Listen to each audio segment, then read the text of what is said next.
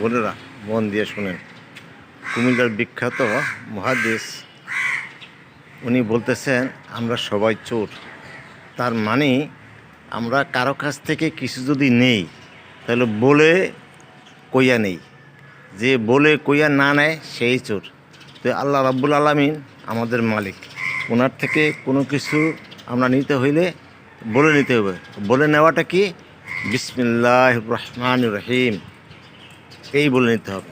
গাড়িতে উঠলে বিসমিল্লাহ, আলহামদুলিল্লাহ।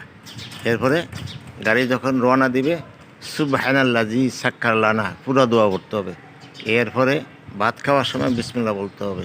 এরকম হার কাজে আল্লাহ পাকের কাছে অনুমতি নিয়ে সব কাজ করতে হইবে। কারণ আল্লাহ জালালুহু, আল্লাহ নামালুহু, পা থেকে মাথা পর্যন্ত সম্পূর্ণ আল্লাহর সম্পদ। এগুলো আমাদেরকে আপনাদেরকে ব্যবহার করতে হইলে আল্লাহ পাকের অনুমতি নিতে হবে। যদি আমি আল্লাহ পাকের অনুমতি না নেই তাহলে আমাদের এইটা আদবের খেলাফ, আর আল্লাহ পাকের রহমতের বাইরে চলে যাব। এই জন্য প্রত্যেকটা কাজে আমরা বিসমিল্লাহ পড়ব।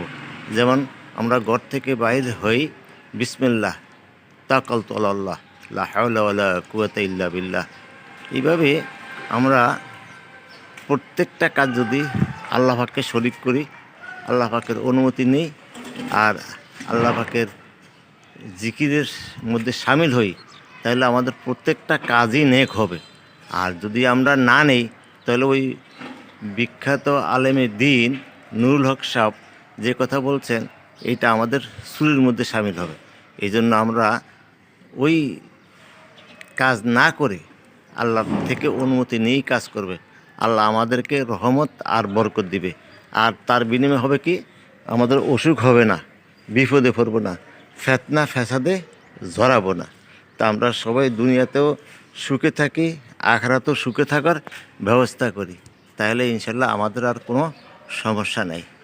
আর এই রমজানের মাস যদি আমরা এই বিসমিল্লাহর তালিম দিই, বাকি 11 মাসও আমাদের বিসমিল্লাহর তালিম হবে। আর প্রত্যেকটা কাজে আল্লাহ পাকের অনুমতি থাকবে। আর ভাই, দুনিয়াতে বড় লোকের মন জোগাইলে অনেক কিছু পাওয়া যায়। আমার আল্লাহ জালালহু, আল্লাহ নামালহু, উনি আসমান জমিনের মালিক। তার কাছ থেকে আমরা যদি জিকির আজগারের সহিত অর্থাৎ অনুমতি নিয়ে যে কোনো কাজ করি, ওই কাজে খায়ের আর বরকত হবে। আসুন আমরা সবাই দিনের মধ্যে শামিল হই, আল্লাহ পাকের জিকির আজগারে বিভিন্ন কাজে মন দিয়া আল্লাহর শুকরানা আদায় করি।